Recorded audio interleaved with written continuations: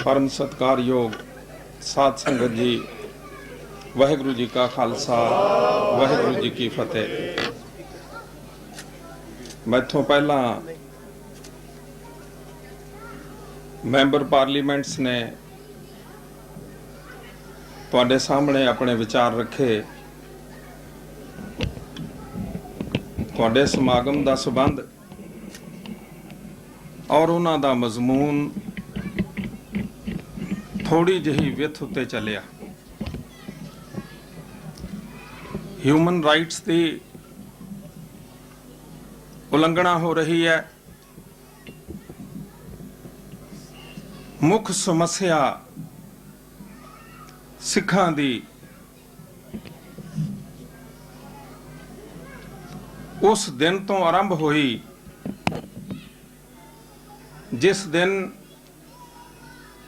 एक ट्रीटी दे अधीन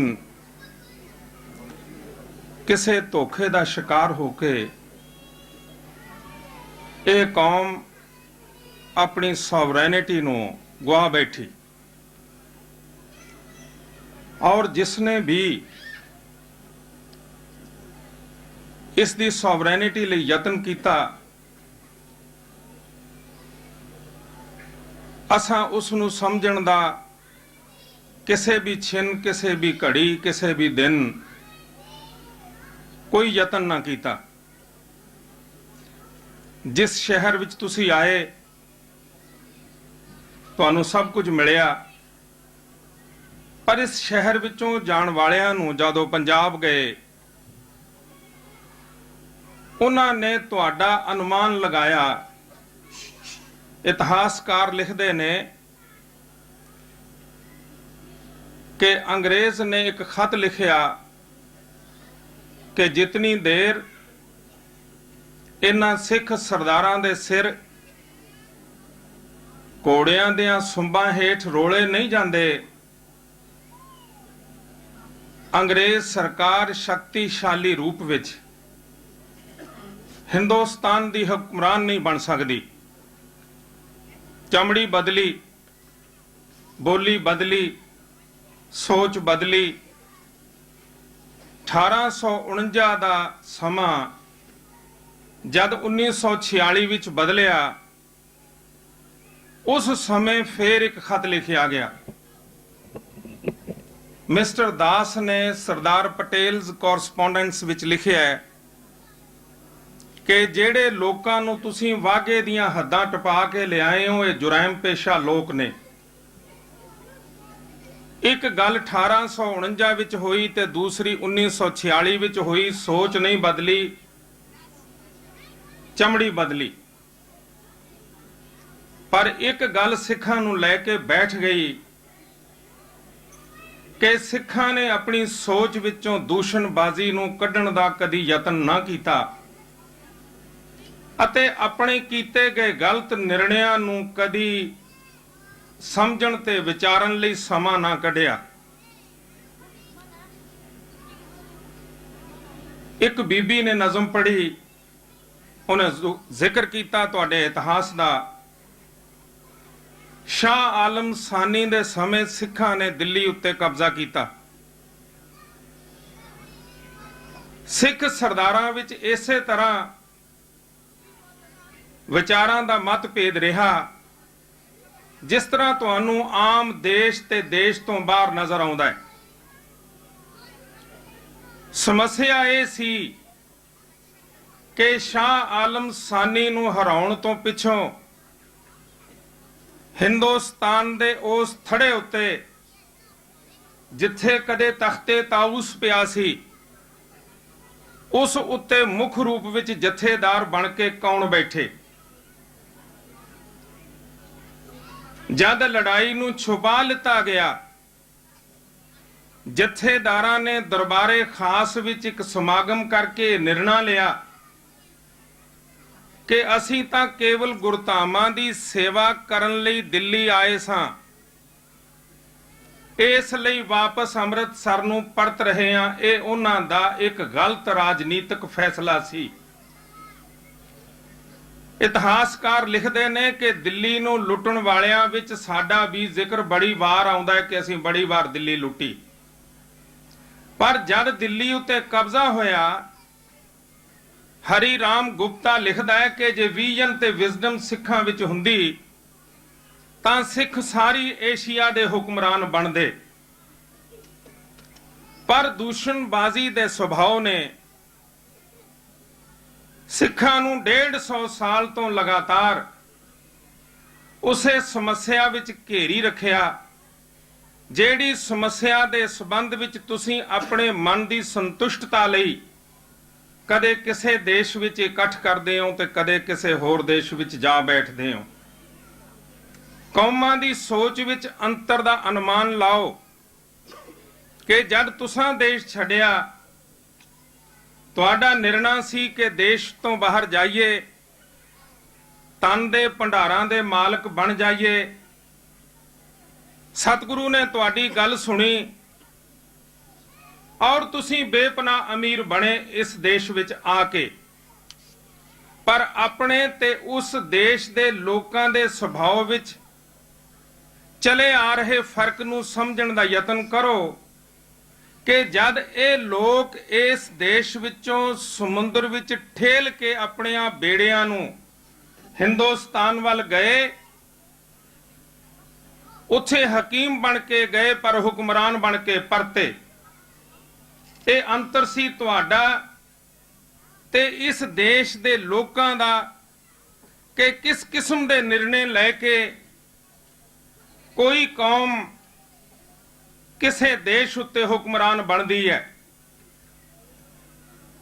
ਖਾਲਿਸਤਾਨ ਦੀ ਲੜਾਈ, ਸੋਵਰੇਨਿਟੀ ਦੀ ਲੜਾਈ, ਮੁਕੰਮਲ ਆਜ਼ਾਦੀ ਦੀ ਲੜਾਈ, ਵੱਖਰੇ ਘਰ ਦੀ ਲੜਾਈ, ਜੇ ਤੁਸੀਂ ਇਹ ਸਮਝਦੇ ਹੋ ਕਿ ਤੁਸੀਂ 10, 15 ਜਾਂ 20 ਸਾਲ ਪਹਿਲਾਂ ਆਰੰਭ ਕੀਤੀ ਤਾਂ ਇਹ ਤੁਹਾਡੇ ਸਾਰਿਆਂ ਦੀ ਇੱਕ ਬਹੁਤ ਵੱਡੀ ਇਤਿਹਾਸਕ ਭੁੱਲ ਹੈ।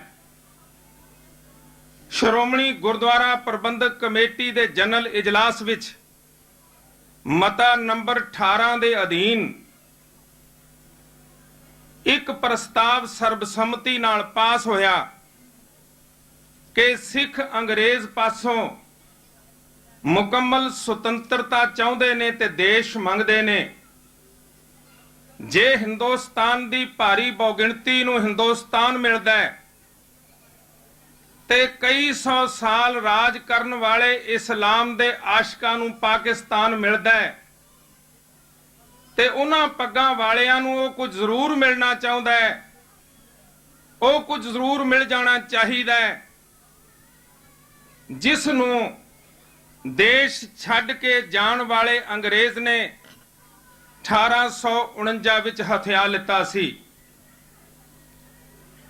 ਕੌਮ ਸੋਵਰਨ ਸੀ, ਧੋਖਾ ਹੋ ਰਿਹਾ ਸੀ, ਪਰ ਸਿੱਖ ਵੀ ਉਸ ਧੋਖੇ ਵਿੱਚ ਸ਼ਾਮਲ ਸਨ। ਚਨਾਰ ਦੇ ਕਿਲੇ ਵਿੱਚੋਂ ਮਹਾਰਾਜਾ ਰਣਜੀਤ ਸਿੰਘ ਦੀ ਕੈਦ ਹੋਈ ਮਹਾਰਾਣੀ ਜਦ ਆਪਣੇ ਸੈਨਿਕਾਂ ਨੂੰ ਕਹਿਣ ਲੱਗੀ ਕਿ ਮੈਂ ਕਿਲੇ ਵਿੱਚੋਂ ਜਾਣਾ ਚਾਹੁੰਦੀ ਹਾਂ, ਜੇ ਤੁਸੀਂ ਮੇਰੀ ਸਹਾਇਤਾ ਕਰੋ, ਉਹਨਾਂ ਨੇ ਕਿਹਾ ਨਹੀਂ, ਅਸੀਂ ਅੰਗਰੇਜ਼ ਸਰਕਾਰ ਦੇ ਵਫਾਦਾਰ ਹਾਂ। ਮਹਾਰਾਣੀ ਨੇ ਉਹਨਾਂ ਸੈਨਿਕਾਂ ਨੂੰ ਕਿਹਾ ਕਿ ਇੱਕ ਦਿਨ ਉਹ ਸੀ ਜਦ ਕੇਸਰੀ ਪਰਚਮ ਦੀ ਛਾਂ ਹੇਠ ਤੁਸੀਂ ਸਾਰੇ ਸੈਨਿਕ ਮਹਾਰਾਜਾ ਰਣਜੀਤ ਸਿੰਘ ਦੇ ਵਫਾਦਾਰ ਸੋ। ਅੰਗਰੇਜ਼ ਦੀ ਕਸਮ ਪੱਕੀ ਹੋ ਗਈ ਤੇ ਮਹਾਰਾਜਾ ਰਣਜੀਤ ਸਿੰਘ ਦੇ ਸਿੱਖ ਰਾਜ ਦੀ ਕਸਮ ਬੇਜਾਨ ਹੋ ਗਈ। ਸਿੱਖਾਂ ਨੇ ਆਪਣੀ ਸੋਚਣੀ ਨੂੰ ਬੰਦ ਕੀਤਾ। ਜਦ ਇੱਕ ਤੋਂ ਬਾਅਦ ਇੱਕ ਕਤਲ ਹੁੰਦਾ ਚਲਾ ਗਿਆ, ਜਦ ਕੰਠਿਆਂ ਸੋਨੇ ਦੇ ਰੁਪਿਆਂ ਦੇ ਢੇਰਾਂ ਨੇ ਮਹਾਰਾਜਾ ਖੜਕ ਸਿੰਘ ਨੂੰ ਕਤਲ ਕਰਵਾਇਆ, ਮਹਾਰਾਜਾ ਨੌਨਿਹਾਲ ਸਿੰਘ ਕਤਲ ਹੋਏ, ਮਹਾਰਾਜਾ ਸ਼ੇਰ ਸਿੰਘ ਕਤਲ ਹੋਇਆ, ਉਸ ਸਮੇਂ ਸਰਦਾਰ ਧਿਆਨ ਸਿੰਘ ਨੇ ਮਹਾਰਾਣੀ ਜਿੰਦਾ ਨੂੰ ਸੰਮਣ ਬੁਰਜ ਵਿੱਚ ਬੁਲਾਉਣ ਦਾ ਸੁਨੇਹਾ ਭੇਜਿਆ। ਜਦ ਇਹ ਸੁਨੇਹਾ ਸਿੱਖ ਫੌਜਾਂ ਦੀ ਬੁਰਛਾਗਰਦੀ ਨੂੰ ਦੇਖਦਿਆਂ उसने अनुमान लगाया कि ध्यान सिंह की नीयत चंगी नहीं। उस समय मजबूरी की हालत विच सिख राज की महाराणी कुछ सिख सैनिकों के अगे आके उसने अपना दुपट्टा सिटिया। जिस तरह पंथ के दर्द लई कुरला रहे लीडर अज सिख कौम अगे दुहाई पाउंदे वेखे जाण। ओए रब दा वास्ता जे तुसीं एक प्लेटफार्म उत्ते इकट्ठे होण दा यतन करो, अपने पराए की पहचान करो। महाराणी जिंदा ने सिख सैनिकों नूं कहा कि जे मेरी पत लुटनी आ, मैं महाराजा रणजीत सिंह दी महाराणी आ, फिर सिख सैनिको तुसी लुटो, पर डोगरियां नूं सम्मण बुरज विच मेरी पत लुटण दी खुल ना दिओ। ये इतिहास है साडा। महाराजा आखिरी भी कतल होया, पर असां सबक ना सिखिया। 1946 दी शाम नूं ਉਹ ਹੁਕਮਰਾਨ जिन्हां ने हिंदुस्तान नूं सांभिया, ਜਿਹੜੇ ਕਹਿੰਦੇ ਨੇ ਉਹ ਦੇਸ਼ ਦੀ ਏਕਤਾ, ਆਜ਼ਾਦੀ ਤੇ ਅਖੰਡਤਾ ਲਈ ਖਤਰਾ ਨੇ, ਸਿੱਖ 14 ਅਗਸਤ 1947 ਦੀ ਸ਼ਾਮ ਨੂੰ ਇਹਨਾਂ ਨੂੰ ਪੁੱਛੋ ਕਿ ਕਿਹਨਾਂ ਨੇ ਹਿੰਦੁਸਤਾਨ ਦੀ ਤਕਸੀਮ ਨੂੰ ਕਬੂਲਿਆ। ਨਾ ਮਿਸਟਰ ਜਿਨਾਹ ਚਾਹੁੰਦਾ ਸੀ, ਲੇਕਿਨ ਨਾ ਸਿੱਖ ਚਾਹੁੰਦੇ ਸਨ ਜਿਨ੍ਹਾਂ ਨੇ ਵਿਰੋਧ ਕੀਤਾ। ਇਹ ਜਿਹੜਾ ਦੰਡ ਮਿਲਦਾ ਹੈ ਕਿ ਤੁਸੀਂ ਦੇਸ਼ ਵਿੱਚ ਵੀ ਤੜਪਦੇ ਹੋ, ਤੁਸੀਂ ਵਿਦੇਸ਼ ਵਿੱਚ ਵੀ ਤੜਪਦੇ ਹੋ, ਇਹ ਹੈ ਕਿ ਸਾਡੀ ਰਾਜਨੀਤਿਕ ਸੂਝ-ਬੂਝ, ਅਸੀਂ ਆਪਣੇ ਤੇ ਪਰਾਏ ਦੀ ਪਹਿਚਾਣ ਨਹੀਂ ਸਾਂ ਰੱਖਦੇ। ਇਹ ਦਿਨ ਸਾਨੂੰ ਉਹ ਸੂਝ-ਬੂਝ ਨੇ ਵਿਖਾਏ। ਜਦ ਐਮਰਜੈਂਸੀ ਦਾ ਮੋਰਚਾ ਲੱਗਿਆ, ਡਾਕਟਰ ਜਗਜੀਤ ਸਿੰਘ ਇੱਥੇ ਸਨ। ਇਹਨਾਂ ਨੇ ਯਤਨ ਕੀਤਾ ਕਿ ਕੋਈ ਸੁਨੇਹਾ ਮਿਲੇ, ਕੋਈ ਮੇਰੀ ਗੱਲ ਕਰੇ, ਲੇਕਿਨ ਪੰਥ ਦੀ ਬਦਕਿਸਮਤੀ ਹੈ ਕਿ ਅਸਾਂ ਕਦੇ ਕੋਈ ਗੱਲ ਸੰਜੀਦਗੀ ਨਾਲ ਦੁਨੀਆ ਵਾਲਿਆਂ ਨੂੰ ਦੱਸਣ ਦਾ ਯਤਨ ਨਹੀਂ ਕੀਤਾ। ਕਿਤਨੇ ਮੈਂਬਰ ਪਾਰਲੀਮੈਂਟ ਬੋਲੇ ਨੇ, ਉਹਨਾਂ ਸਾਰਿਆਂ ਨੇ ਇਸ ਗੱਲ ਤੇ ਜ਼ੋਰ ਦਿੱਤਾ ਕਿ ਹਿਊਮਨ ਰਾਈਟਸ ਲਈ ਅਸੀਂ ਦੁਨੀਆ ਭਰ ਦੀਆਂ ਕੌਮਾਂ ਨੂੰ ਆਪਣੇ ਵਰਗਾ ਸਮਝ ਕੇ ਉਹਨਾਂ ਲਈ ਫਾਈਟ ਕਰਦੇ ਹਾਂ। ਕਿਉਂ ਜੀ? ਸਮੱਸਿਆ ਹਿਊਮਨ ਰਾਈਟਸ ਦੀ ਹੈ। ਸਮੱਸਿਆ ਹੈ ਇੱਕ ਗੁੰਮ ਹੋਈ ਸੋਵਰੈਨਿਟੀ ਨੂੰ ਪ੍ਰਾਪਤ ਕਰਨ ਦੀ। ਤੁਸੀਂ ਆਪਣੇ ਕੰਧਿਆਂ ਤੇ ਨਾਂ ਲਿਖੇ ਹੋਏ ਨੇ।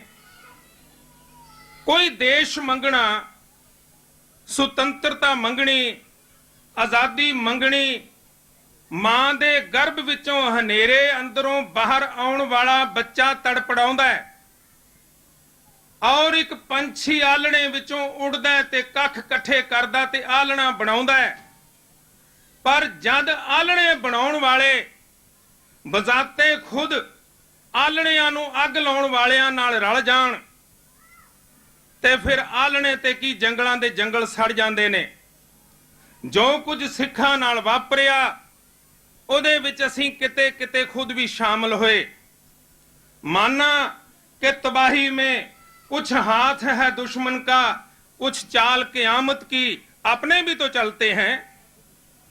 असी शामिल सां उस धोखेबाजी दे उस डंबर विच जिस अधीन असी हिंदुस्तान दी डेमोक्रेटिक सैटअप नूं समझण दा यतन न कीता। लैनन ने लिखिया, democracy of the majority community is verse then dictatorship.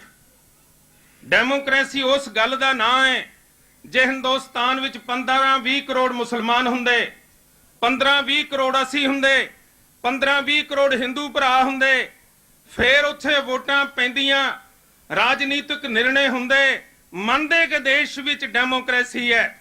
लेकिन सिख लीडरां ने समय समय जो कुछ उन्होंने बोलिया उसनूं समझण दा यतन न कीता गया। बलराज मधोक जद जनसंघ दा प्रेजिडेंट सी, उसने सहारनपुर विच एक तकरीर की कि असी हिंदुस्तान दियां 2 माइनॉरिटी कम्यूनिटीज नाल नजिठना चाहुंदे आ, सदा लई इन्हां नूं मुख धारा विच लियाउणा चाहुंदे आ, ते साडे कोले इक्को दस्तूर है कि मुसलमान नूं तलवार नाल ते सिख नूं विचार नाल असी मुख धारा विच लियाउणा है। मुख धारा दा असर है कि जनेऊ ब्राह्मण दा ते एक अद्धी इंच वाली किरपान उस जनेऊ च पहन लिती जाए तां जो किरपान नजर ना आए पर जनेऊ नजर आए। असी अपनी आइडेंटिटी नूं गवा दईए मैं जो गल्लां तुहाडे नाल कर रहा इहो गल्लां मैं पंजाब विच पंजाब दी स्टेज तो कीतियां ने ते कर रहा। कोई नवीं गल नहीं कि मैं तुहाडे देश आके कोई ऐसी गल कहां ਜਿਹੜੀ ਕਹਿਣ ਦੀ ਦਲੇਰੀ ਮੈਨੂੰ ਉਸ ਦੇਸ਼ ਵਿੱਚ ਨਾ ਹੋਵੇ। मैं इस गल ਦੇ हक ਵਿੱਚ नहीं। मैं बरमला ਇਹ ਗੱਲ ਕਹਿ ਰਿਹਾ ਕਿ ਜੇ ਹਿੰਦੁਸਤਾਨ ਦੀ ਡੈਮੋਕ੍ਰੈਟਿਕ ਸੈਟਅਪ ਨਾਲ ਮੈਜੋਰਿਟੀ ਕਮਿਊਨਿਟੀ ਦੀ ਹਕੂਮਤ ਦੇ ਬਾਵਜੂਦ ਹਿੰਦੁਸਤਾਨ ਦਾ ਹਿੰਦੁਸਤਾਨ ਵਿੱਚ ਹਿੰਦੂ ਰਾਸ਼ਟਰ ਦੀ ਸਥਾਪਨਾ ਚਾਹੁੰਦਾ ਹੈ। ਵਿਸ਼ਵ ਹਿੰਦੂ ਪ੍ਰੀਸ਼ਦ ਹਿੰਦੁਸਤਾਨ ਦੇ ਇੰਗਲਿਸ਼ ਪ੍ਰੈਸ ਵਿੱਚ ਵੇ हिंदू साम्राज्य की स्थापना का टीचा रख के तुर रहा है। फिर केड़ी दुनिया की ताकत है कि जे 58 करोड़ धर्म के आधार उत्ते देश दोबारा बने, देश की राज बनतुर बने, उत्थे 1 करोड़ वसन वाली कौम जिहदा घर पंजाब है, उत्थे उसनूं सॉवरैनिटी ना मिले, ये डेमोक्रेसी की तौहीन है। एक मैंबर पार्लीमेंट ने कहा कि सानू सैल्फ डिटर्मिनेशन का अधिकार होना चाहिए, लेकिन असी समझ नहीं सके पंडित जवाहर लाल नेहरू नूं। उसने 1946 तो पहला जो गल्लां बाद विच कीतियां, असी चाह दे प्याले विच जद इंदिरा गांधी ने श्रोमणी अकाली दल दे प्रधान नूं 1 चमचा चीनी दा पा के घोलिया, असी जो गल राजनीतिक करन गए सां ਉਹ ਸਾਰੀ ਉਸ ਚਾਹ ਦੇ ਪਿਆਲੇ ਵਿੱਚ ਡੁਬੋ ਬੈਠੇ। ਪਰ ਜਦ ਵੀ ਕੋਈ ਆਇਆ, ਜਦ ਉਹਦੇ ਤੇ ਇਲਜ਼ਾਮ ਤਰਾਸ਼ੀਆਂ ਹੋਈਆਂ, ਅਸਾਂ ਉਹਦਾ ਪੱਖ ਨਾ ਪੂਰਿਆ। ਮਹਾਰਾਜਾ ਰਣਜੀਤ ਸਿੰਘ ਦਾ ਰਾਜ ਇੱਕ ਬਲਵਾਨ ਰਾਜ ਹੈ। ਏਸ਼ੀਆ ਦੀ ਸਭ ਤੋਂ ਬੜੀ ਫੌਜ ਉਸ ਕੋਲ ਹੈ। ਉਹਦੀਆਂ ਅੱਖਾਂ ਬੰਦ ਕਰਨ ਦੀ ਦੇਰ ਸੀ ਕਿ 10 ਸਾਲ ਵਿੱਚ ਰਾਜ ਸਮਾਪਤ ਹੋ ਗਿਆ। ਤੇ ਸਿੱਖਾਂ ਨੇ ਸਭਰਾਵਾਂ ਦੇ ਪਿੰਡ ਵਿੱਚ ਸ਼ਾਮ ਸਿੰਘ ਅਟਾਰੀ ਦੀ ਸ਼ਹੀਦੀ ਤੋਂ ਪਿੱਛੋਂ ਸਿੱਖ ਫੌਜਾਂ ਨੂੰ ਪਾਣੀ ਪਿਆਉਣ ਦੀ ਵੀ ਦਲੇਰੀ ਨਾ ਕੀਤੀ ਤੇ 10 ਸਾਲਾਂ ਦੇ ਅੰਦਰ ਅੰਦਰ ਗਾਤਰੇ ਦੀਆਂ ਕਿਰਪਾਨਾਂ ਕੁੱਜਿਆਂ ਵਿੱਚ ਪਹੁੰਚੀਆਂ ਤੇ ਕੁੱਜੇ ਜਿਹੜੇ ਸਨ ਉਹ ਧਰਤੀ ਵਿੱਚ ਦੱਬੇ ਗਏ। ਉਹ ਤਾਂ ਸੀ ਸੋਵਰਨ ਸਟੇਟ ਦੇ ਮਹਾਰਾਜਾ ਰਣਜੀਤ ਸਿੰਘ। ਲੇਕਿਨ ਇੱਕ ਫਕੀਰ ਉੱਠਿਆ, उसने गल की सिखां दी हिंदुस्तान विच ते हिंदुस्तान तलमला उठिया उहदा नाम सुन के कि यह संत जरनैल सिंह एक क्रिमिनल है। लेकिन सारी दुनिया च कोई इनकलाब ना आया। असां संत जरनैल सिंह नूं समझण दा यतन ना कीता, लेकिन 2 करोड़ सिखां नालों वध हिंदुस्तान दे हुक्मरानां ने समझिया कि जे दरबार साहब उत्ते हमलावर ना होए, ਇਹ महात्मा दरबार साहब दे घेरे विच बैठे रहे, सानू चांदी दी थाली विच परोस के सिखां नूं ਉਹ सॉवरैनिटी देनी पएगी ਜਿਹੜੀ सॉवरैनिटी गवा के सॉवरैनिटी दी मंग करन दी ये दलेरी नहीं कर रहे।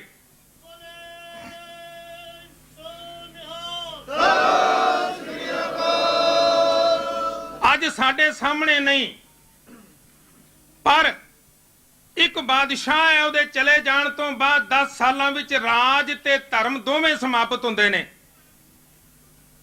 ਪਰ ਸੰਤ ਜਰਨੈਲ ਸਿੰਘ ਅੱਖੋਂ ਓਲੇ ਹੋਏ ਨੇ। ਪਰ 10 ਸਾਲਾਂ ਵਿੱਚ ਜਿਨ੍ਹਾਂ ਨੇ ਨਹੀਂ ਵੇਖਿਆ ਉਹ ਮੰਗ ਕਰ ਰਹੇ ਨੇ ਕਿ ਸਾਨੂੰ ਸਾਡਾ ਦੇਸ਼ ਚਾਹੀਦਾ। ਹਿੰਦੁਸਤਾਨ ਦੀ ਭਾਸ਼ਾ ਵਿੱਚ देश की तारीफ हो रहा है। हिंदुस्तान के 60 करोड़ आदम देश नूं भारत मां मानते ने, पर असीं जिहड़े पग्गां वाले आ वो पंजाब नूं सतलुज के कंढियां तक पिता भूमि मानते आ। इस गल का जिक्र जस्टिस गुरनाम सिंह ने राष्ट्रपति राजेंद्र प्रसाद नूं लिखे हुए खत विच कीता है। लेकिन समय दे अनुकूल असी एक गल वलैत विच आके पढ़ ना सके कि united we stand divided we fall. सवाल ह्यूमन राइट्स का नहीं, सवाल है एक खुसी हुई सॉवरैनिटी दे प्राप्त होने का जिहड़ा अधिकार हिंदुस्तान दे 60 करोड़ एक धर्म नूं है, जिस दी सुतंत्रता, सुरक्षता, अखंडता, आजादी लई सिखां ने सब तो वध कुर्बानियां कीतियां कि जो कुछ तुसां लिया असीं उहदे विच हिस्सेदार हां ते जिहड़ी गल विच असीं हिस्सेदार हां उहदे नाल सॉवरैनिटी है। तुसीं कोई गुनाह नहीं कर रहे, तुसीं कोई जुल्म नहीं कर रहे, तुसीं कोई धक्का नहीं कर रहे, तुसीं कोई अन्याय नहीं कर रहे। असीं ऊं नहीं आए सतलुज दे पासे कि वाघे दीयां हद्दां असीं ऊं टप आए कि साडा दिल करदा सी जिन्ना सब कुछ दिंदा सी, जो कुछ ये नहीं सन दिंदे। लेकिन हिंदुस्तान दे लीडरां ने कहा, जिहदे विच महात्मा गांधी शामिल है, पंडित जवाहर लाल शामिल है, सरदार पटेल, उहदे पिता मोती लाल नेहरू शामिल ने, कि तुसीं साडे नाल हिंदुस्तान विच रहना मनो, असीं तुहानूं देश दे उत्तर विच एक सुतंत्र खिता देंगे। सुतंत्र खिते का मतलब है कि जिहो जिहा तुसीं आनंद माणोगे ते असीं माणांगे। असीं कोई संविधान नहीं बनावांगे जिहड़ा सिखां नूं प्रवान नहीं होएगा, लेकिन महात्मा गांधी दी चाल नूं गुरुद्वारा सीसगंज दे सैकटरी तां समझ गए, लेकिन अकाली दल दे प्रधान ना समझ सके। उन्होंने 1931 च कहा कि गांधी जी जो कुछ तुसीं कहने हो, जे राज लैण तो बाद तुसीं मुकर गए ते असीं गिणती च बड़े थोड़े होवांगे, साडे नाल धोखा हो जाएगा, फिर असीं की कर सकांगे। उसने कहा तलवार दा प्रयोग तुहाडा धर्म होएगा। तलवार तो मुराद कली तलवार नहीं, तलवार तो मुराद है शक्ति, शस्त्र। ते शस्त्र अकल दा भी है, शस्त्र दूसरा भी है। जे सिखां ने विरोध विच जद उन्हां दे बच्चे कमादां दे बन्नियां ते गोलियां दा निशाना बन गए, जद बुढ़ियां मावां तड़पदियां थाणियां अगे जा खड़ोतियां, जद सिख खरीदे गए ते थाणेदारां ने ईमान बना लिया कि 25 बच्चों के कतलों तो बाद मैं SP हो सकदा, और 50 बच्चों के कतलों तो बाद मैं DIG हो सकदा। हिंदुस्तान दी सरकार ने जद ईमान खरीदिया, बच्चे मजबूर हो गए। गुरु गोबिंद सिंह पातशाह ने भी कहा कि चे शुद्ध के चूं बच गा कुश्ताचार, के बाकी बमादस्त पेचीदा मार, कि जे 4 बच्चे शहीद हो गए की होया, मेरा पंथ जे बाकी है, कुंडलिया सब बाकी है। लेकिन हिंदुस्तान दी सरकार जेड़ी मेजोरिटी कम्यूनिटी दी बनी, जेड़ी जेड़ी बोली उन्होंने समय समय बोली, असीं उन्हें समझ ना सके। मैं पूछ सकदा कि जर्मनी तुहाडे सामने 2 होया ते तुहाडे सामने 1 होया। दूजी वड्डी जंग समय कौन कौन गुलाम होया? हिरोशिमा ते नागासाकी उजड़े, पर तुहाडा 150 साल तो लेके अज तक तुसीं जबर दे, जुल्म दे, अन्याय दे शिकार हुंदे चले आ रहे हो, और तुहानूं एक पिंड दी भी नंबरदारी ना मिली। कसूर किसदा है? कसूर साडी सोच दा है कि जद असीं पंथ दा घर बनाउण दी बजाए दुनिया दे देशां च आके आपो अपने घर बनाउण लग पए, जद असीं दुनिया दी दौलत ते उहदे चमत्कारे दा शिकार हो गए, साडे बच्चियां दी मौत दी गिणती वध गई। असीं संगदे रहे, शर्म खांदे रहे, लेकिन यह गल लोक सभा विच जाके कहण दी दलेरी ना कीती। और हिंदुस्तान वाले हो, असीं ओह कुछ चाहुंदे हां जो कुछ तुसां सानू मुर्दा लाशां बना के, जो कुछ तुहानू 47 वेले कुर्बान करके जो कुछ तुसां लिया सी, सानू उहदे विच हिस्सेदार बनाओ। असीं ना कह सके। दिल्ली आए, जे चीफ मिनिस्ट्री मिली पंथ वेचिया गया, जे गवर्नरी मिली पंथ वेचिया गया, जे सानू किसे ने एडवाइजर बनाया पंथ वेचिया गया। सरदार कपूर सिंह दी बोली विच पंथ कौडियां दे भाव विकदा रहा। लेकिन तुहाडे देश तो तुरे हुए मनुखां ने जे हिंदुस्तान नूं आज़ादी दबा दित्ती ते तुहानूं क्यों ना मिली? तुहानूं इस लई ना मिली कि सरकार दे लंबे हथ तुहाडी सोच तक जा पहुंचे। बिना सोचे, बिना समझे, बिना किसी व्याख्या दे, बिना विचारां दे, बिना इतिहास के पन्ने पलटन दे असीं नौ निहाल सांग बाप पुत्र ते बन गए, लेकिन ये ना समझ सके कि महाराजा खड़क सिंह साडा बाप है ते मैं खालसे दे राज दा वारिस हां। वो मेरे बाप नूं किले च जहर दित्ती जा रही है, मेरा बाप है, असीं समझ ना सके। मैं पंजाब दे घेरे च लंबे समय तो जो कुछ तुहानूं कहंदा चला आ रहा। मैं 1969 विच एक गल लिखी सी पहले सफे ते कि एक समा ऐसा आएगा जद कांग्रेस सारे देश विच खड़ो के अपने वल्लों कीते गए अन्याय उत्ते विचार करेगी, पर समा खुंझ जाएगी क्योंकि कांग्रेस दियां अनीतियां, कांग्रेस दा इनजस्टिस, कांग्रेस दा रिप्रेशन सारा कुछ एक सॉवरन स्टेट नूं जन्म देगा। मैं 1969 च लिखिया सी। 1983 च मैं संत जरनैल सिंह जी की मौजूदगी विच यह गल कही सी कि हिंदुस्तान की ब्राह्मणी सोच नूं जो देश की हुक्मरान है उन्हों समझण दा यतन अकाली लीडरां ने नहीं किया। हुण वो समा बड़ा नेड़े है जद हिंदुस्तान की ब्राह्मणवादी सरकार श्री हरमंदर साहब दे सोने नूं उतारेगी। तो मैं उस विच यह गल भी स्पष्ट की कि हिंदुस्तान दे इस मंदिर उत्ते हिंदुस्तान दा ब्राह्मण हमला आवर होएगा और साडी परिक्रमा विच नहीं देश भर विच साडा कतलेआम भी होएगा। क्यों? मुरारजी देसाई ने बतौर प्रधानमंत्री दे श्रोमणी गुरुद्वारा प्रबंधक कमेटी दे प्रधान सरदार गुरचरण सिंह टौड़ा नूं एक खत लिखिया कि सोने दा हिसाब दिओ ते दर्शनी ड्यूटी नाल लगे हुए दरवाजे जेड़े सोमनाथ दे मंदिर दे ने इन्हां नूं वापस मोड़न दे संबंध विच सानूं लिखो। जिन्हां दरवाजियां नूं हिंदुस्तान अपने समय विच वापस ना लिया सकिया, जेड़ा हिंदुस्तान दा हुक्मरान उस दरवाजे तक अख ले जांदा है ते हिंदुस्तान दे हुक्मरान नूं समझना चाहिदा सी कि दरवाजे तो अगां हरमंदर है और हरमंदर की सुरक्षता लई और हरमंदर चों प्राप्त हुए ज्ञान के बलबोते उत्ते सॉवरेनिटी लई कि जे बणिया मां दे पेटों पैदा होने वाला बच्चा हिंदुस्तान का प्रधानमंत्री बन सकता है, जे हिंदुस्तान की सॉवरेनिटी उहदे लई है ते असीं पुछना चाहुंदे हां कि की साडे बच्चे कमादां अंदर झूठे पुलिस मुकाबलियां लई पैदा होए ने? की साडे सिरां दा मुੱਲ तुसीं कोई घट पा रहे हो? इत्थे फगवाड़े दे शेरा जी बैठे ने, मैं इन्हां मैनूं बस च मिले, ये कुट-कुट सुजाए होए सी ते बस चों उतरन दी इन्हां विच समर्था नहीं सी। मैं खुद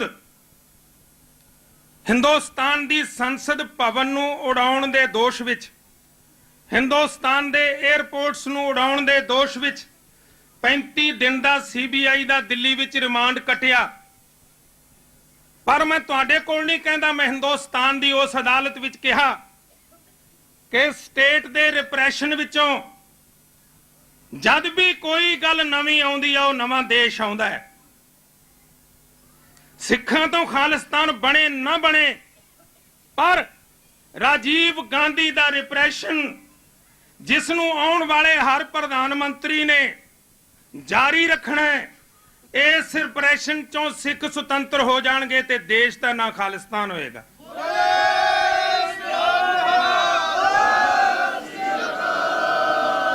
लेकिन ये बदौलत एक महात्मा दी है कि 10 साल तो सानू नजर नहीं आ रहे, पर जिन्हां ने उन्होंने वेख्या नहीं उन्हां विच नजर आउंदे ने। जिन्नियां केसरी पग्गां वाले सारियां दस्तारां वाले सफेद ने, नीलियां ने। जे तुहाडे हिरदे विच उस महात्मा लई इश्क ना होवे ਤੁਸੀਂ ਇਸ ਦੀਵਾਨ ਵਿੱਚ ਬੈਠ ਨਹੀਂ ਸੀ ਸਕਦੇ। ਇਸ ਦੀਵਾਨ ਵਿੱਚ ਬੈਠਣਾ, ਇਸ ਦੀਵਾਨ ਵਿੱਚ ਬੋਲਣਾ ਤੇ ਬੋਲਣ ਵਾਲੇ ਦਾ ਮੁੜ ਕੇ ਆਪਣੇ ਦੇਸ਼ ਜਾਣਾ ਗੱਲ ਸਧਾਰਨ ਨਹੀਂ। ਮੈਨੂੰ ਕੋਈ ਹਿੰਦੁਸਤਾਨ ਵਿੱਚ ਵੀ ਪੁੱਛੇ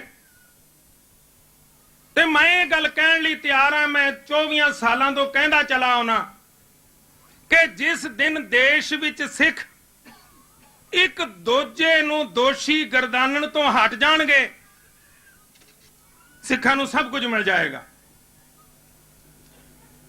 ਬੜੀ ਛੋਟੀ ਕੌਮ ਹੈ 2 ਕਰੋੜ ਦੀ, ਤੇ 1 ਕਰੋੜ ਪੰਜਾਬ ਵਿੱਚ ਵਸਦੇ ਨੇ। ਉੱਥੇ ਵੀ ਮੰਗ ਰਹੇ ਨੇ, ਇੱਥੇ ਵੀ ਮੰਗ ਰਹੇ ਨੇ, ਪਰ ਸੁਰ ਨਹੀਂ ਮਿਲ ਰਹੀ।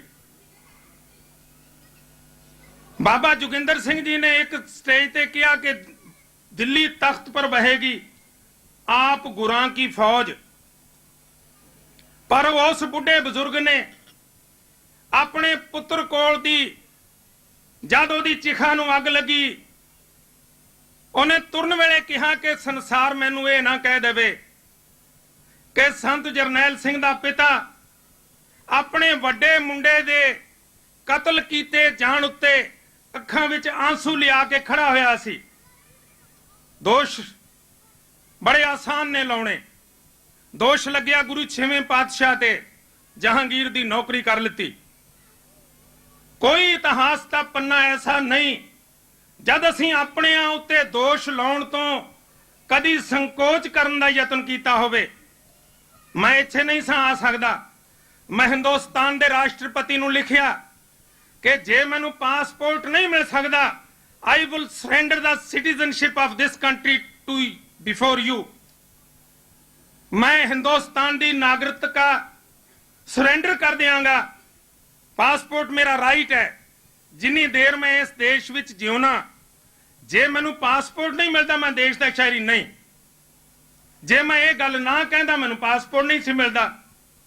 पर जे मैनू श्री अकाल तख्त साहब के जथेदार ਸਿੰਘ ਸਾਹਿਬ ਭਾਈ ਜਸਬੀਰ ਸਿੰਘ ਜੀ ਨਾ ਕਹਿੰਦੇ ਕਿ ਤੁਸੀਂ ਜ਼ਰੂਰ ਜਾਓ ਔਰ ਉਹਨਾਂ ਸਿੱਖਾਂ ਅੱਗੇ ਹੱਥ ਜੋੜੋ ਕਿ ਰੱਬ ਦਾ ਵਾਸਤਾ ਹੈ ਕਿ ਪੰਜਾਬ ਦੇ ਹਰ ਬੰਨੇ ਉੱਤੇ ਕਿਤੇ ਮਾਂ ਦੀ ਲਾਸ਼ ਹੈ, ਕਿਤੇ ਭੈਣ ਦੀ ਲਾਸ਼ ਹੈ, ਕਿਤੇ ਪਿਤਾ ਦੀ ਲਾਸ਼ ਹੈ। ਥਾਣੇ ਵਾਲਿਆਂ ਨੂੰ ਇਹ ਨਹੀਂ ਕਹਿੰਦੇ ਕਿ ਪੁੱਤਰ ਵਾਪਸ ਕਰ ਦਿਓ। ਥਾਣੇ ਵਾਲਿਆਂ ਨੂੰ ਕਹਿੰਦੇ ਆ ਸਾਨੂੰ ਦੱਸ ਤੇ ਦਿਓ ਜੇ ਸਾਡਾ ਪੁੱਤਰ ਝੂਠੇ ਮੁਕਾਬਲੇ 'ਚ ਮਾਰ ਦਿੱਤਾ ਹੈ, ਅਸੀਂ ਉਹਦੇ ਲਈ ਆਖਰੀ ਇੱਕ ਸਮਾਗਮ ਤੇ ਕਰਕੇ ਵੇਖ ਲਈਏ। ਏਕਤਾ ਜੇ ਨਹੀਂ ਹੋਏਗੀ ਤੇ ਫਿਰ ਸੰਸਾਰ ਦੇ ਲੋਕ ਤੁਹਾਡੇ ਕੰਮ ਨਹੀਂ ਆ ਸਕਦੇ। ਜੇ ਤੁਹਾਡੀਆਂ ਲੱਤਾਂ ਵਿੱਚ ਜ਼ੋਰ ਨਹੀਂ ਤੇ ਦੁਨੀਆ ਵਾਲੇ ਤੁਹਾਨੂੰ ਕਿਵੇਂ ਖੜੇ ਕਰ ਦੇਣਗੇ। अगर खुद आदमी कोहसार की अजमत नहीं रखता, हवादत से बचा सकती नहीं दीवार पत्थर की। जे जिगरा वड्डा नहीं, जे लत्तां विच जोर नहीं, जे दिमाग विच सोच नहीं, फिर किवें मुल्क बना लओगे, किथे बना लओगे। सरदार मान अकाली दल दे प्रधान ने तुसां वेख ही लिया होना, किते बादल किते बरनाला, क्यों बई उन्हां नाल चढ़न वाले मुसलमान ने, उन्हां नाल जकारे लाउण वाले पाकिस्तानों आए ने। जेड़े जेड़े उठ के खड़ोते वो किन्हां दे सुपने साकार कर रहे ने। आ मैंबर पार्लीमेंट बोल के गए ने कि जे तुसी कहना चाहुंदे हो इलैक्टेड हाउस विच भी गल कहो। इलैक्टेड हाउस किहड़ा असैंबली है, इलैक्टेड हाउस किहड़ा हिंदुस्तान दी लोक सभा है। लोक सभा विच असीं ना जाण दी भुल कीती। असीं हिंदुस्तान दी लोक सभा विच जांदे बतौर प्रधान कहंदे कि मैं अज आया हिंदुस्तान दे 80 करोड़ लोगों के प्रतिनिधियों अगे और मैं स्पष्ट करना चाहना कि सानू नाल लियाउण वालियां ने भरोसे दिते और वो मुकरे। जिवें मिस्टर जिन्ना ने कहा सी कि गांधी नू जद गांधी ने इतराज किया कि कोई दिल की गल दस ते सही, उस वेले ने कहा गांधी तू बड़ा कपटी आदमी है। मैं एक ही गल कहना कि इंडिया डिवाइडेड और इंडिया डिस्ट्रॉयड, या तकसीम करो या तबाह हो जाओ। लेकिन असां ते दिलेरी कोई ना की। किताब पढ़न नूं असां अपना अमल च ना लियांदा। ਅਸੀਂ ਕੇਵਲ ਜਜ਼ਬਾਤੀ ਹੋ ਕੇ ਜੇ ਸਾਡੇ ਸਮਾਗਮ ਵਿੱਚ ਦੋ ਹਿੰਦੂ ਭਰਾ ਬੈਠੇ ਸਾਡੀਆਂ ਤਕਰੀਰਾਂ ਬਦਲੀਆਂ, ਸਾਡੇ ਨਿਸ਼ਾਨੇ ਬਦਲੇ, ਸਾਡੇ ਪ੍ਰਸਤਾਵ ਬਦਲੇ। ਅੱਜ ਦਾ ਇਹ ਸਮਾਗਮ ਜੋ ਤੁਸੀਂ ਕਰ ਰਹੇ ਹੋ, ਮੈਂ ਇੱਥੇ ਤੁਹਾਡੇ ਮੈਂਬਰ ਪਾਰਲੀਮੈਂਟਸ ਵੀ ਆਏ ਨੇ। 1946 ਵਿੱਚ ਇੱਕ ਕਿਤਾਬ ਲਿਖੀ ਗਈ ਹੈ, Punjab belongs to the Sikhs. ਉਹਦੇ ਵਿੱਚ ਉਸ ਰਾਈਟਰ ਨੇ ਲਿਖਿਆ ਕਿ ਮੈਂ ਅੰਗਰੇਜ਼ ਨੂੰ ਇੱਕ ਗੱਲ ਕਹਿਣੀ ਚਾਹੁੰਦਾ ਕਿ ਤੂੰ ਸਦਾ ਲਈ ਹਿੰਦੁਸਤਾਨ ਚੋਂ ਜਾ ਰਿਹਾ ਹੈ। ਤੂੰ 1849 ਚ ਧੋਖੇ ਨਾਲ ਸਿੱਖਾਂ ਕੋਲੋਂ ਰਾਜ ਲਿਆ ਸੀ। ਤੇਰੇ ਲਈ ਕੋਈ ਗੱਲ ਸ਼ੋਭਦੀ ਹੈ ਕਿ you must surrender this state to the rightful owners of the Punjab. Rightful owners ਉਹਨੇ ਇਨ ਬ੍ਰੈਕਟ ਲਿਖਿਆ 6। ਅਸੀਂ ਪੰਜਾਬ ਦੇ ਵਾਰਿਸ ਹਾਂ ਔਰ ਹਿੰਦੁਸਤਾਨ ਨੂੰ ਸਪਸ਼ਟ ਕਰਦੇ ਹਾਂ ਕਿ ਹਿੰਦੁਸਤਾਨ ਕੇਵਲ ਇੱਕ ਵਜੂਦ ਹੈ, ਉਹ ਧਰਮੀ ਨਹੀਂ। ਹਿੰਦੁਸਤਾਨ ਇੱਕ ਵਜੂਦ ਹੈ, ਉਹ ਪੋਲੀਟੀਕਲ ਨਹੀਂ। ਜੇ ਹਿੰਦੁਸਤਾਨ ਧਰਮੀ ਹੁੰਦਾ ਤਾਂ ਜਿਸ ਧਰਮ ਨੇ ਬਚਾਇਆ ਸੀ ਉਹਨੂੰ ਉਹ ਸੁਰੱਖਿਅਤ ਕਰਦਾ। ਅਗਰ ਹਿੰਦੁਸਤਾਨ ਪੋਲੀਟੀਕਲ ਹੁੰਦਾ, ਉਹ ਸਿੱਖਾਂ ਨਾਲ ਪੋਲੀਟੀਕਲ ਡਿਸੀਜਨਸ ਲੈਂਦਾ ਔਰ ਜੋ ਉਹਨੇ ਭਰੋਸੇ ਦਿੱਤੇ ਸੀ ਸਿੱਖਾਂ ਨੂੰ ਇਹ ਸਟੇਟ ਸੋਵਰਨ ਰੂਪ ਵਿੱਚ ਵਾਪਸ ਕਰਦਾ। ਪਰ ਐਸੀ ਗੱਲ ਹੋ ਨਹੀਂ ਸਕੀ। ਜੇ ਕੌਮ ਫਰੀडम ਚਾਹੁੰਦੀ ਹੈ, ਸੋਵਰੈਨਿਟੀ ਚਾਹੁੰਦੀ ਹੈ, ਫਿਰ ਤੁਸੀਂ ਆਪਣੇ ਤੇ ਪਰਾਏ ਦੀ ਪਹਿਚਾਣ ਕਰੋ। ਜੇ ਗੱਲ ਪੰਜਾਬ ਦੇ ਅੰਦਰ ਖੜੋ ਕੇ ਅਸੀਂ ਦਲੇਰੀ ਨਾਲ ਨਹੀਂ ਕਰ ਸਕਦੇ ਤੇ ਦੁਨੀਆ ਦੇ ਸਮੁੰਦਰਾਂ ਦੇ ਕੰਢਿਆਂ ਉੱਤੇ ਖੜੋ ਕੇ ਜਿਹੜੀ ਗੱਲ ਅਸੀਂ ਕਹਾਂਗੇ ਸੰਸਾਰ ਨਹੀਂ ਸੁਣੇਗਾ। ਗੁਰੂ ਗੋਬਿੰਦ ਸਿੰਘ ਇੰਗਲੈਂਡ ਵਿੱਚ ਨਹੀਂ ਆਏ, ਪਰ ਜਿਹੜੀ ਗੱਲ ਉਹਨਾਂ ਨੇ ਕੀਤੀ ਉਹਦਾ ਨਤੀਜਾ ਹੈ ਕਿ ਆਪਾਂ ਸੋਵਰੈਨਿਟੀ ਡਿਮਾਂਡ ਕਰ ਰਹੇ ਹਾਂ। ਲੇਕਿਨ ਤੁਸੀਂ ਆਪਣੇ ਇਤਿਹਾਸ ਨੂੰ ਪੜ੍ਹੋ, ਤੁਹਾਨੂੰ 40 ਸਾਲ ਤੋਂ ਵੱਧ ਦਾ ਸਮਾਂ ਨਹੀਂ ਮਿਲਿਆ ਚੰਗਾ। ਮਿਸਲਾਂ ਦੇ ਵੇਲੇ ਬਾਬਾ ਬੰਦਾ ਦਾ ਬਹੁਤ ਥੋੜਾ ਸਮਾਂ ਮਹੀਨਿਆਂ 'ਚ। ਮਹਾਰਾਜਾ ਰਣਜੀਤ ਸਿੰਘ ਦਾ ਸਮਾਂ 39 ਵਰੇ। ਉਹ ਤੋਂ ਬਾਅਦ 150 ਸਾਲ ਤੋਂ ਅਸੀਂ ਹਿੰਦੁਸਤਾਨ ਦੇ ਗਲੀਆਂ ਬਾਜ਼ਾਰਾਂ 'ਚ ਧੱਕੇ ਖਾਂਦੇ ਚਲੇ ਆ ਰਹੇ ਹਾਂ, ਕਿਉਂਕਿ ਜਿਸ ਸ਼ਹਿਰ ਵਿੱਚ ਵੀ, ਜਿਸ ਪਿੰਡ ਵਿੱਚ ਵੀ, ਜਿਸ ਧਰਤੀ ਉੱਤੇ ਖੜੋਤੇ, ਉੱਥੇ ਅਸੀਂ 15 ਸਿੱਖ ਸਾਂ ਤੇ 15 ਸਾਡੇ ਧੜੇ ਸਨ। ਇਹ ਸਾਨੂੰ ਲੈ ਕੇ ਗੱਲ ਬੈਠ ਗਈ। ਜੋ ਕੁਝ ਹਿੰਦੁਸਤਾਨ ਚਾਹੁੰਦਾ ਤੁਹਾਨੂੰ ਕੁੱਟਣ ਵਾਸਤੇ, ਉਹ ਸਭ ਕੁਝ ਅਸੀਂ ਮੁਹੱਈਆ ਕਰ ਰਹੇ ਹਾਂ। ਅਸੀਂ ਲੀਡਰ ਨੂੰ ਲੀਡਰ ਮੰਨਣ ਨੂੰ ਤਿਆਰ ਨਹੀਂ, ਜਥੇਦਾਰ ਨੂੰ ਜਥੇਦਾਰ ਮੰਨਣ ਨੂੰ ਤਿਆਰ ਨਹੀਂ। ਕਿਤਨੀ ਹੈਰਾਨੀ ਦੀ ਗੱਲ ਹੈ, ਜੇ ਮੈਂ ਇੱਕ ਗੁੰਬਦ ਤੇ ਚੜ ਕੇ ਕਹਿ ਦਿਆਂ ਕਿ ਮੈਂ ਹਿੰਦੁਸਤਾਨ ਦੀ ਸੋਵਰੈਨਿਟੀ ਚੋਂ ਹਿੱਸੇਦਾਰ ਹਾਂ ਤੇ ਪੰਜਾਬ ਚਾਹੁੰਨਾ, ਤੇ ਦਿੱਲੀ ਬੜੀ ਦੂਰ ਹੈ। ਕਿਸੇ ਨੇ ਲਿਖਿਆ ਦਿੱਲੀ ਦੇ ਸੰਬੰਧ ਵਿੱਚ कि इस मौसम में दिल्ली की हवा कुछ और कहती है, निगाह कुछ और कहती है, जुबान कुछ और कहती है। तुसी दिल्ली नूं समझ नहीं सके, ते जे दिल्ली नूं समझ जांदे ते हिंदुस्तान तुहाडे कदमां 'च पिया हुंदा। हिंदुस्तान ने समझिया संत जरनैल सिंह जी नूं। संत जरनैल सिंह दे नां नाल, परिवार नाल, सरकार नाल हिंदुस्तान नूं बड़ी दुश्मनी है। ਜਿਹੜੇ ਬੰਦੇ ਵਿੱਚ ਸੰਤ ਜਰਨੈਲ ਸਿੰਘ ਨਜ਼ਰ ਆਏਗਾ, ਉਹ ਸੰਤ ਜਰਨੈਲ ਸਿੰਘ ਦਾ ਪਿਤਾ ਹੋਵੇ, ਪੁੱਤਰ ਹੋਵੇ, ਭਤੀਜਾ ਹੋਵੇ, ਸਿੱਖ ਹੋਵੇ, ਹਿੰਦੁਸਤਾਨ ਨਹੀਂ ਉਹਨੂੰ ਛੱਡੇਗਾ।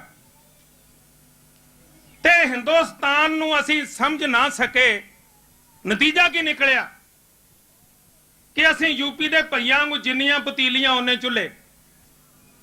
ਬੜਾ ਖੂਬਸੂਰਤ ਸੀ ਉੱਤਰ ਪ੍ਰਦੇਸ਼ ਦਾ ਇਲਾਕਾ, ਲੇਕਿਨ 1857 ਦੇ ਗਦਰ ਵਿੱਚ ਅਪਣਾਈ ਹੋਈ ਪਹੁੰਚ ਕਾਰਨ ਉਹ ਅੱਜ ਸਾਰੇ ਹਿੰਦੁਸਤਾਨ 'ਚ ਦਿਹਾੜੀਆਂ ਕਰਦੇ ਫਿਰਦੇ ਨੇ।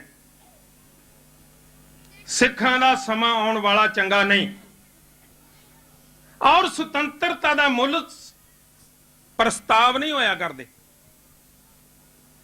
ਦੁਨੀਆ 'ਚ ਹਰ ਵਸਤੂ ਦਾ ਮੁੱਲ ਹੈ ਤੇ ਰਾਜ ਦਾ ਮੁੱਲ ਹੈ ਸਿਰ, ਜੇ ਸਿਆਣਪ ਨਾਲ ਦੇਣਾ ਆ ਜਾਏ। ਸਿਰ ਮੁੱਲ ਹੈ, ਜੇ ਸਿਰ ਦੇਣ ਦਾ ਵੱਲ ਆ ਜਾਏ। ਮੂਰਖਤਾ ਨਾਲ ਤੁਸੀਂ 2 ਕਰੋੜ ਸਿਰ ਦੇ ਦਿਓ, ਕੌਣ ਪੁੱਛਦਾ?